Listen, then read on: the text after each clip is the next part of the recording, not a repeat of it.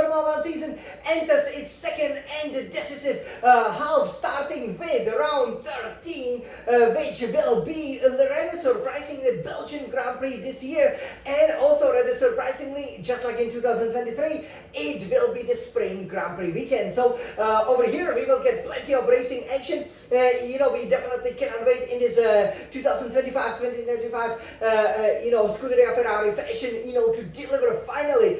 Obviously, we've already delivered a sprint race win. I definitely think that we can deliver our second sprint race win here at this famous the driver circuit, which obviously both of our drivers, Charles Leclerc and Lewis Hamilton, have won, on occasions. And with the Grand Prix, I do believe, that we can definitely, put it right. And, with the improvements that we've seen, especially in the dry weather conditions, it's looking really, really good. So over here in this exclusive race introduction, obviously brand new for this season, we will tell you everything about the circuit. Then definitely do stay in, for the hot lap and the F125 hot lap with this beautiful Ferrari SF1000T in Formula 1 racing simulator. You guys will absolutely love it and learn a lot about the, how to, drive this track. The red hot lap is, then coming up, because as you know, we are doing that concurrent 2024 FIA Formula 1 season. So you will see, the absolute blister, the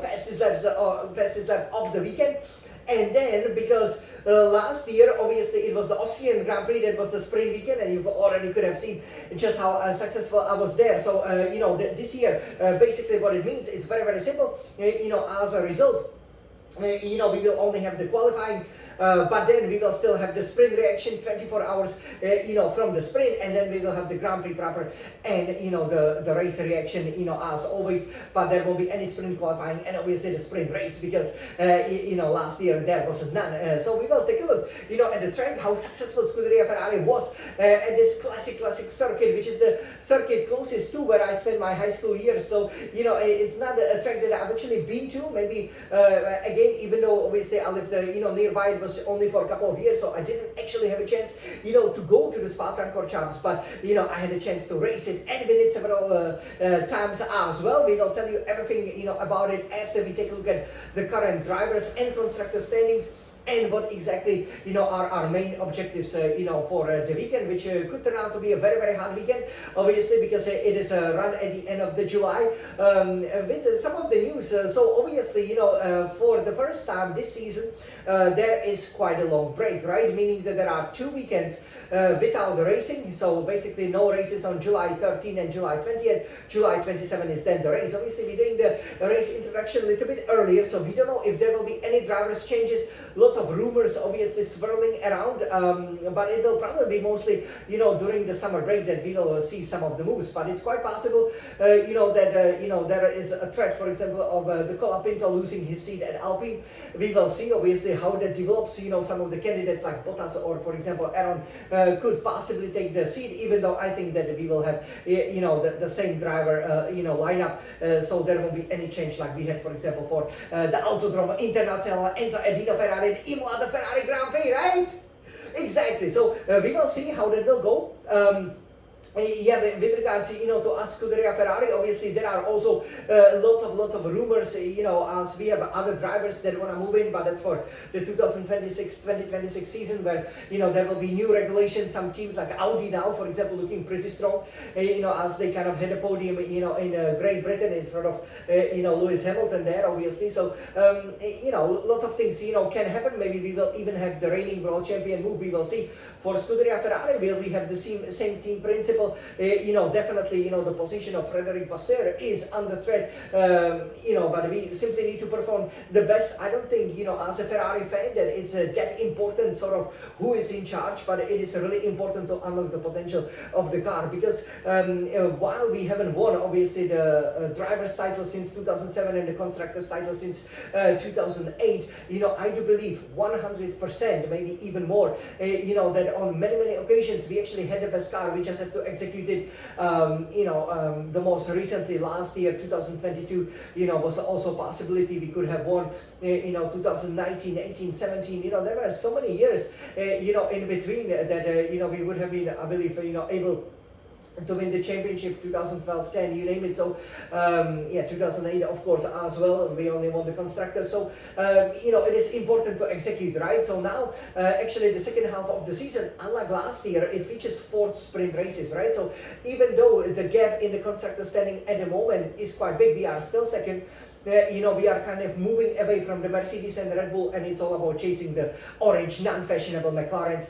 You know, in the driver's standing, I believe it's a bit more challenging because you would expect us to be 3rd and 4th, but we are 5th and 6th. So the main goal will be to obviously, you know, try to establish ourselves. Probably one of the drivers said they will have to be at, you know, as that potential rival to the McLaren duo, who are very likely to take points of each other. And you know, if we are, for example, winning, and the other driver would then be second, you know, even though you might have a gap of almost 100 points, you know, if you win and your teammate is always second and the others finish 3rd and 4th, you can easily, you know, make up over 10 points, you know, during each, you know, throughout the course of each Grand Prix. And as a result, you know, by the time you get, you know, to the final couple of races, maybe starting with Las Vegas, Qatar, and then Abu Dhabi, you could definitely be challenging for the driver's title. So, you know, I'm very, very excited, you know, about it over here, and we will see again, you know, how it goes. So now, for the Belgian Grand Prix, we've been quite successful over here, especially at the Spa-Francorchamps. So let's take a look at how the circuit looks like at this beautiful Scuderia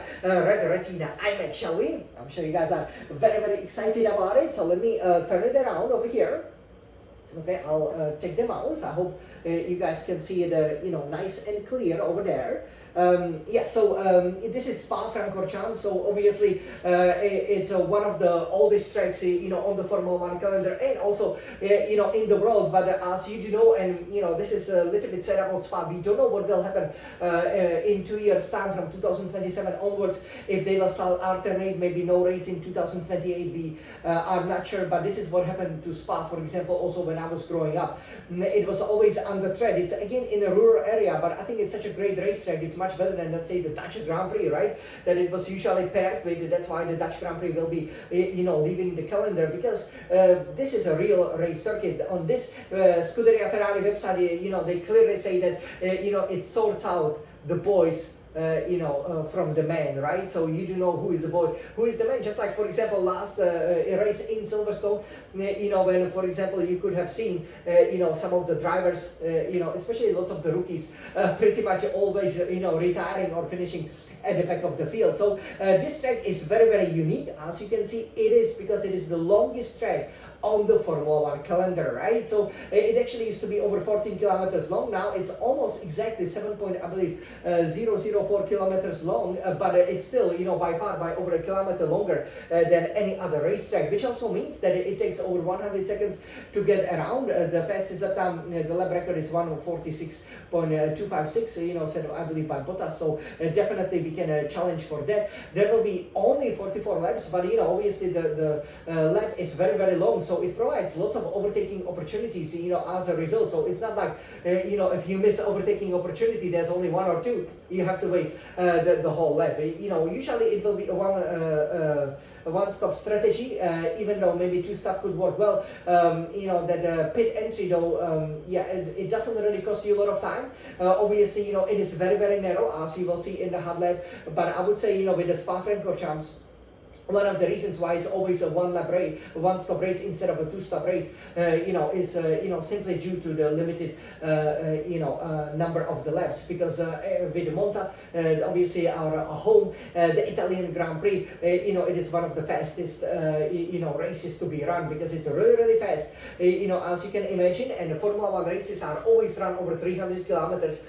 You know, so as a result, you know, it's actually sometimes, you know, the race distance, you know, like for how long you put the tires, you know, through the pressures of some amazing corners, like the Eau Rouge, for example, like the Pujon, like the Blanchimont, you know, which can take a lot of the life out of the tire. But because you only go through 44, now let's say 60 times, you know, we are expected to do a one-stop strategy. You can see over here, you know, the track obviously, you know, has been changed several times, but yeah, you can see here that you basically start, you know, going with the La Source. It's very important to hit the apex right, then you go through Eau Rouge. You know, obviously with Belgium having some nasty accidents in the lower formula, you know, even when Charles Leclerc won in 2019 and dedicated that win to obviously, you know, the Antoine Hubert, who died over here, you know, at obviously the Radillion, and you at the exit, right, of the Eau Rouge, because you can easily, since you going well in excess of 300 kilometers per hour, you can often bounce off the barrier back onto the racing track. And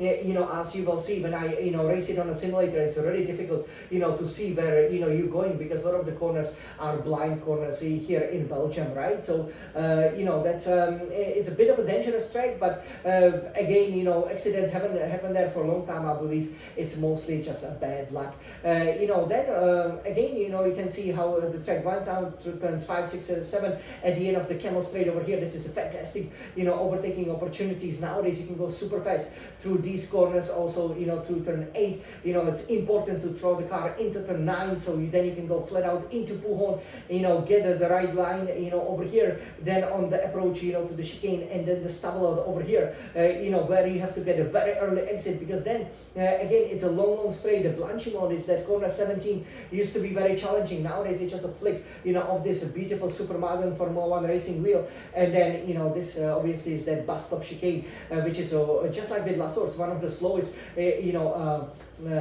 corners on the whole calendar. So Belgium features lots of fast corners, lots of medium speed corners, but also 2 very slow corners at the beginning and at the very end of the circuit. So it's a great circuit. It has a great flow. We definitely love it. Over here you can see how it looks like. This is that Eau Rouge over here. You can see it on the Scuderia Ferrari website. So yeah, it looks like it's a huge turn, right? Like a huge curve, but actually you can go almost straight out. It just hitting that inner curve, and the other curve well, and you will be going right through it. So here is the statistics for Scuderia Ferrari. So you can see that we won here a total of 18 times. Again, we've been on the podium 51 times. So it's highly likely that we will be on the podium, which is the bare minimum what we want to achieve. But we are really aiming for a victory. And with the sprint, obviously there are more points and more trophies, on offer as well.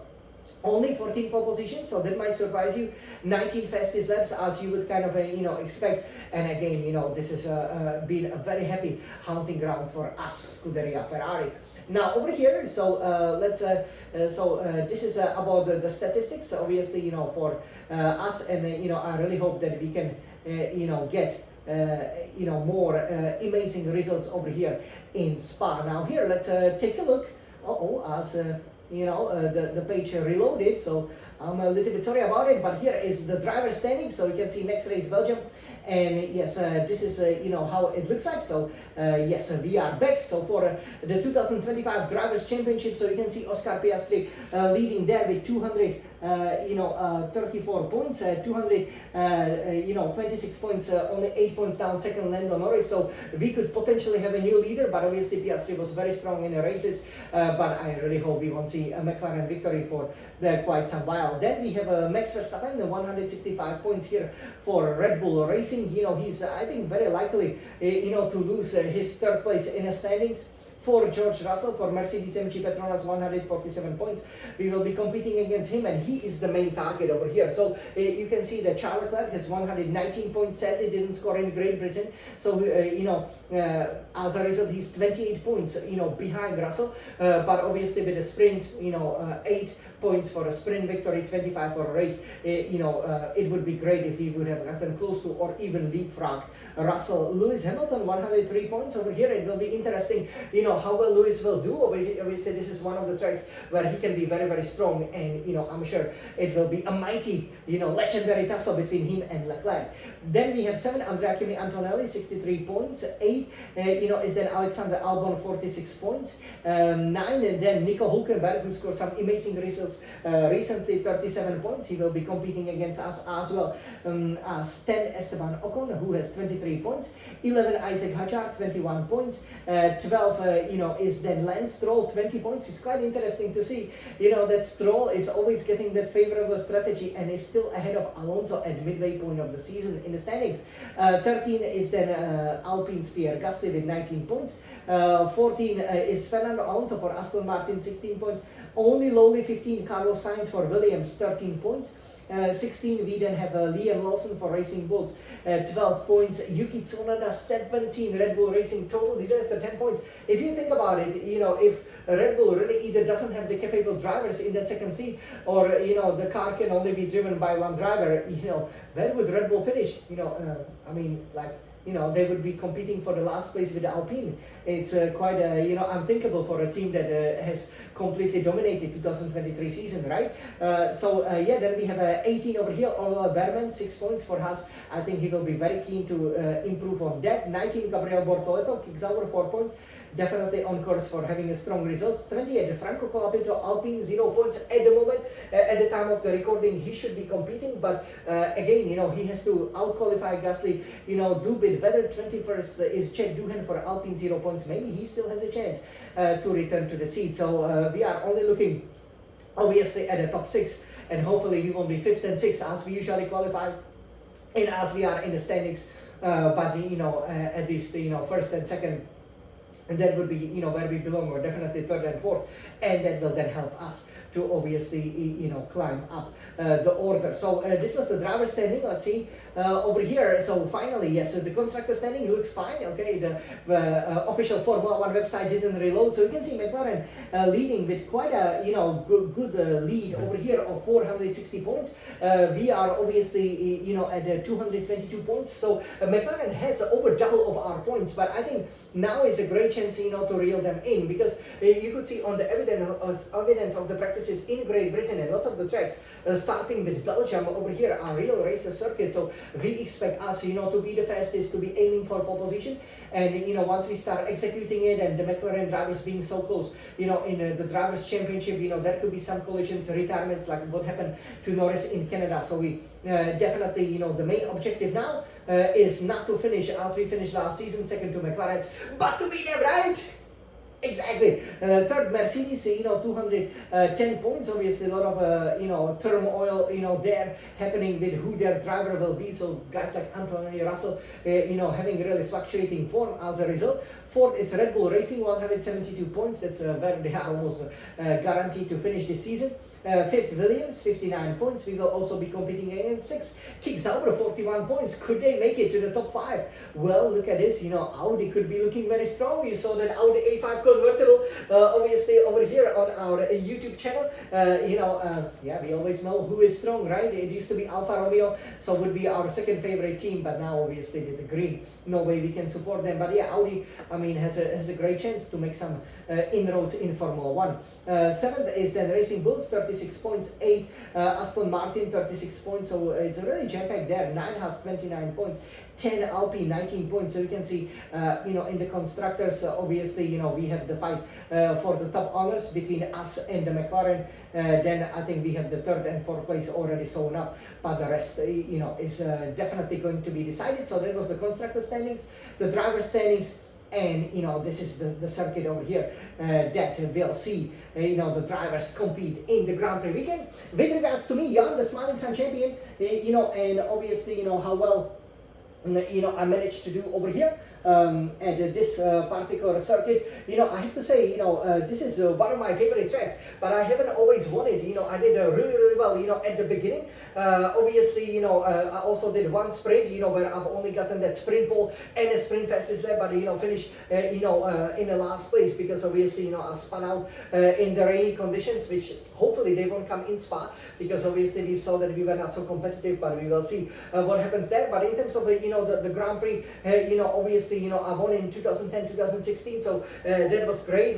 Finished 5th in 2017 and 8th in 2023, so I'm definitely guaranteed to finish on the points. I actually only gotten one pole position, the Grand Prix pole position, apart from that one sprint pole, so that's a bit surprising. But I've gotten 3 fastest laps, right? So during the race, you can see I'm always dominating. And hey, I got 2 Belgian Grand Prix victories, and now this year we're always going for lucky 3, right? Exactly, so I'm sure you guys will enjoy it, so definitely stay tuned. This is one of my favorite weekends. It's a real proper driver circuit, and I cannot wait to see lots of Ferrari victories, obviously in real life, and maybe some amazing victory by the Ferrari's fastest driver, Jan, the Smiling Sun champion, who introduced the round 13 of the 2025 FIA Formula 1 World Championship the one and only Belgian Grand Prix. So now let's enjoy some Belgian, one of the most delicious chocolates in the world, and let's race Forza Ferrari!